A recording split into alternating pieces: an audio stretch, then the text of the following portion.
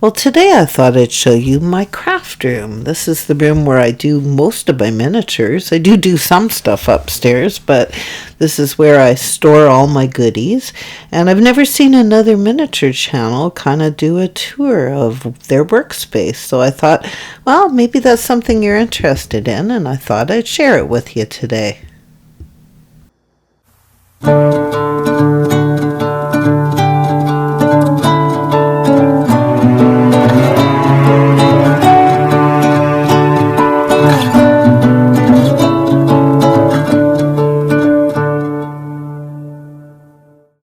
I've been a busy little beaver tonight. I've been putting these lights together for all my doll houses upstairs. So you can see here I've got pretty much all of them finished except for one.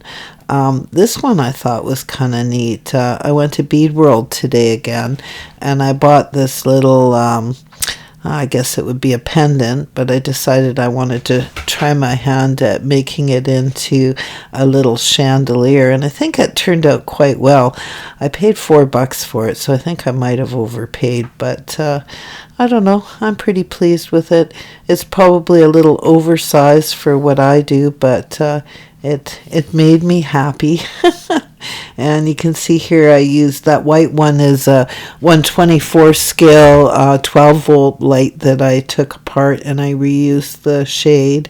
And that silver ball thing, that's actually a bead from Bead World. So it's a bead made out of tiny little beads. And I thought I'd give you a little bit of tour of some of my dollhouse stuff. So this is my Tootsie Toy bathroom. Tootsie Toy, if you don't know, is from the 1920 Simpson Sears catalog. And I just love this bathroom. It's probably one of my very favorite rooms that I've ever made. And this is a little 124 scale dining room that you see featured in my opening credits all the time. So this is all built into a Real Good Toys farmhouse dollhouse. I don't keep it upstairs, I just keep it down here in the basement. And there's a little bedroom, and the room on the right used to be the sewing room, but I've been slowly kind of dismantling some of the things and dragging them upstairs. I'm really quite proud of this little kitchen. I think it turned out quite well. I just love the wallpaper in this room. And it's kind of hard to notice, but one wallpaper has parts, the other one has diamonds, and a room full of junk. So that's kind of where I put my excess stuff. So that's the Real Good Toys house. It's actually a really nice build, very easy to work with. And these are kind of all my little drawers that I use. Most people use them for nuts and bolts and screws, but they're perfect for storing miniatures. I used to keep all my miniatures in these big bins, but then I could never find anything. So it's really quite handy to have these little storage containers. And more storage full of junk. And on top there's all my scrapbooking paper. This house here is made out of a 1940s ammunition box. So, and once again, that's a room that you see featured in my opening credits. I've been slowly dismantling this room. I plan on taking the rest of the stuff out of it and putting it into another house soon. And this is a little nursery. You can see here I've got some Tootsie Toy beds and a dollhouse within a dollhouse. It's still full of toys and stuff. And another little 124 scale bedroom suite that I have. Actually, the dresser on the right is 1/16 scale. I believe that's actually a Trang little dresser. And that room on the left, the empty one, that used to be a bathroom at one time. And up here, I'm quite proud of this little attic that I built. I think it looks kind of neat. I painted it black and then put popsicle sticks in it so that it would look like a unfinished attic room. And then you can see here, this is where I have primarily on this shelf, it's fabrics, but And then my kitchen countertop down here is just full of stuff. And then all of the cabinet space, this one here is mostly glues and Dollhouse books, and there's some kits in there as well.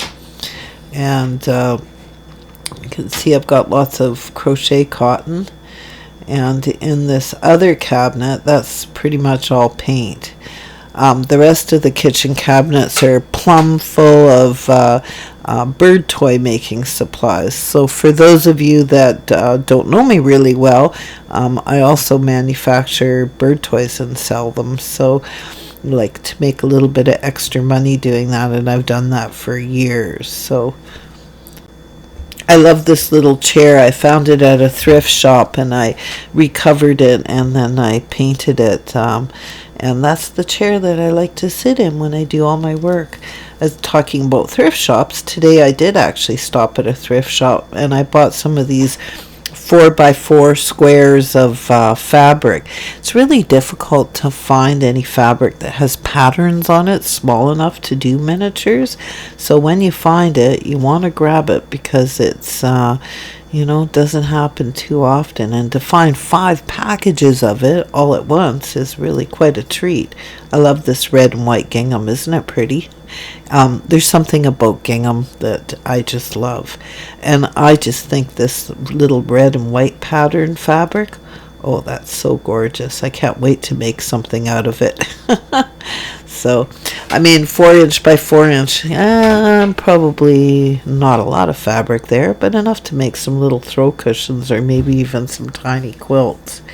And if you think the video sounds a little bit better, thanks to Buy Me a Coffee, I've been able to go out and purchase myself a new microphone. I usually record on my iPad, and hopefully this video sounds a lot better, and my future ones will. So thank you very much to all you guys that have bought me a coffee. If you haven't already subscribed, please subscribe and hit that like button, and tell your friends about my videos, and have the best day ever, guys.